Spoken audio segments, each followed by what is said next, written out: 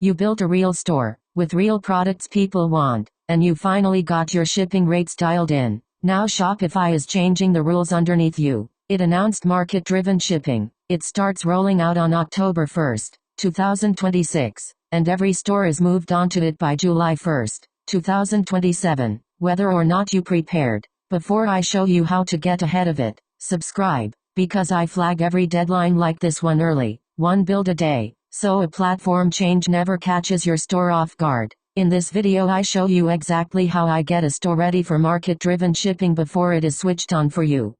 First, understand what is changing. For years you set shipping by zones, one set of rules stretched across every country you sell to. Market-driven shipping flips that. Your rates, currencies, and delivery options are tied to each market you sell into, so a buyer in Canada and a buyer in Germany can each see rules built for them. Shopify has a preview available today, which means you can turn it on and test it now instead of waiting for the forced migration. The stores that look at it early get to shape their own setup. The ones that wait get whatever the automatic switch gives them.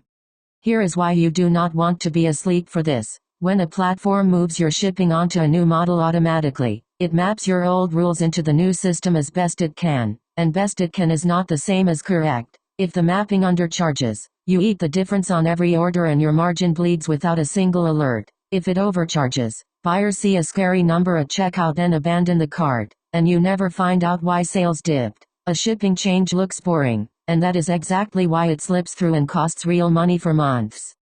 So here is the prep work, and it starts before October. Pull a list of every country you actually send orders to, not the ones you theoretically allow. Group them into markets that make sense, your home country, then regions that share carriers, duties, and delivery times. For each market, decide the currency the buyer pays in and the delivery options you can truly honor there. This is unglamorous list work, and it is the difference between a smooth switch and a quarter of shipping chaos. Do it once, on your terms, before the calendar forces it.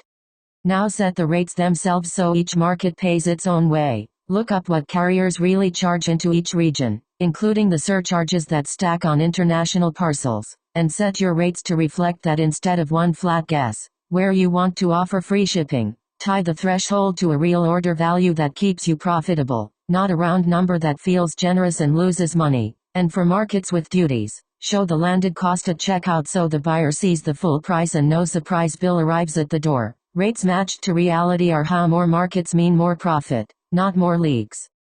Finally, do not trust it until you have watched it work. Turn on the preview and place a test order into each of your main markets. Then confirm the buyer sees the rate, the currency, and the delivery promise you intended. Check the edge cases, a heavy item, a remote region, a mixed cart, because those are where a new rate model breaks first. Fix every gap while you still have the old system as a fallback. When the forced date arrives, your switch is a non-event, because you already ran it yourself and know exactly what every buyer will see. So here is how I can help. If you want someone to map your markets, check your real carrier costs, and tell you exactly what to change before the deadline, I run a 72-hour audit for $497 and hand you the plan. If you want the whole market-driven shipping setup built and tested for you, I do that in a 14-day sprint that starts at $3,500. Subscribe, because tomorrow I take a real store and get it ready for the switch, start to finish.